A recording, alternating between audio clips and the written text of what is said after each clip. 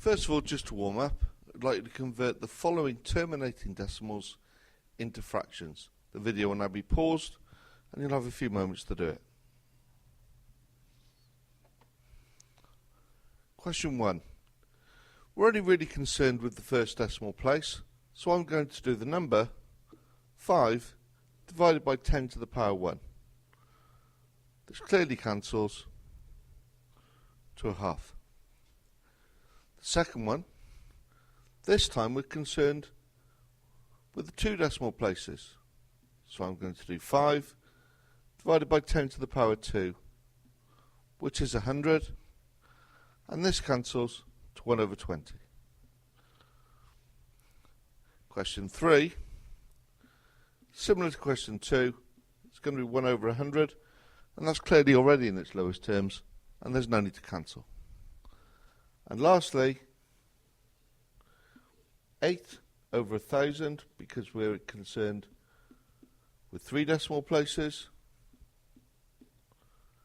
This cancels to 1 over 125. So in today's lesson, we've already looked at converting terminating decimals to fractions. Today we're going to convert recurring decimals to fractions, and then hopefully you'll be able to devise strategies for describing the difference between continuous and discrete. To get the understanding going for what continuous means, we're going to look at one of Zeno's paradoxes. Now, he first posed the problem that Achilles, the great Greek warrior, was chasing a tortoise. Clearly he runs faster than the tortoise. For the purpose of today, we're going to say that the tortoise is 0.9 meters in front of Achilles, and Achilles runs 10 times faster than the tortoise. Let's just say Achilles is running at 9 meters per second. After 1 second, he's arrived at this point 0.9 meters away. But the tortoise, in that time, moving 10 times slower than Achilles, has already gone 0.09 meters. The video will now be paused, and I would like you to work in pairs and try and establish at what point he will catch the tortoise.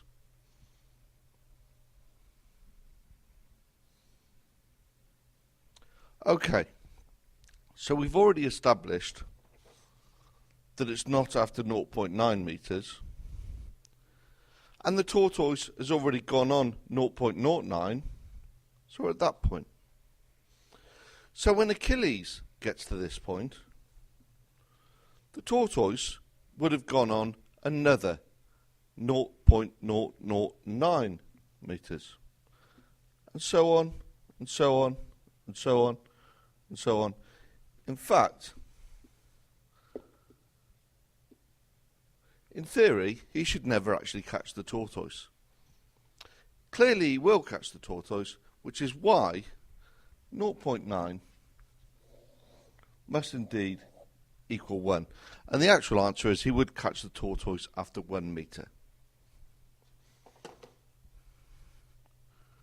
A slightly neater way of looking at this is to use algebra. First of all, I'm going to let x equal 0.9 recurring. Similarly to when we converted terminating decimals, we need to look at the number of things in the decimal places. Here I'm only concerned with the first decimal place. Therefore, I'm going to multiply both sides by 10 to the power 1. 10x will equal 9.9 recurring. If I now take the first equation away from the second, I have 9x equals 9, as these will cancel. If 9x equals 9, it clearly must follow that x equals 1. We can develop that idea a little bit further. So, let's just say I've got 0.213 recurring. Well, this time I've got a block of 3 numbers recurring in the first, second and third decimal place. So I'm going to multiply this by 10 to the power 3 and have 1000 x. If I shift everything along,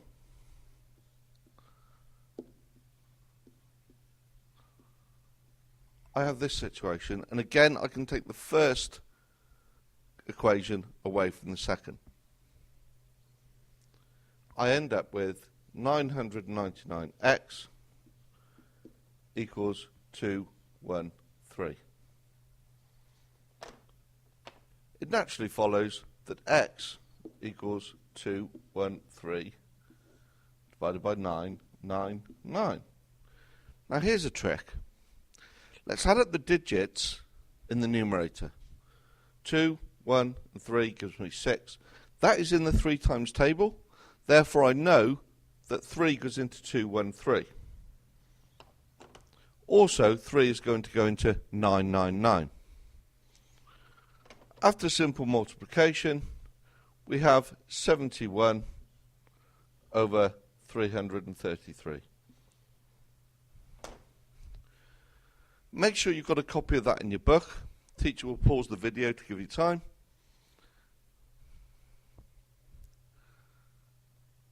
Next, I'd like you to try these questions for me.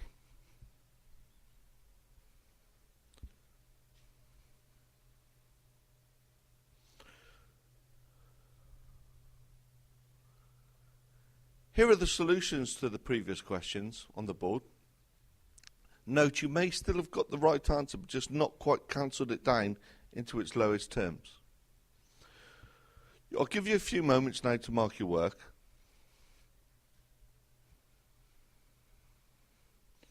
Next, I would like you to write in your own words what is meant by discrete and continuous.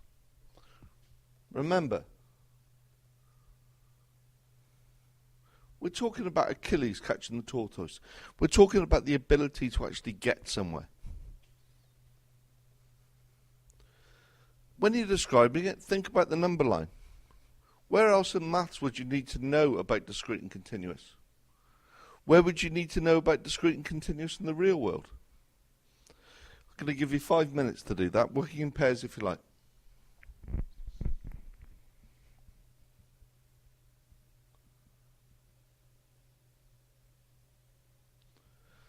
Thank you.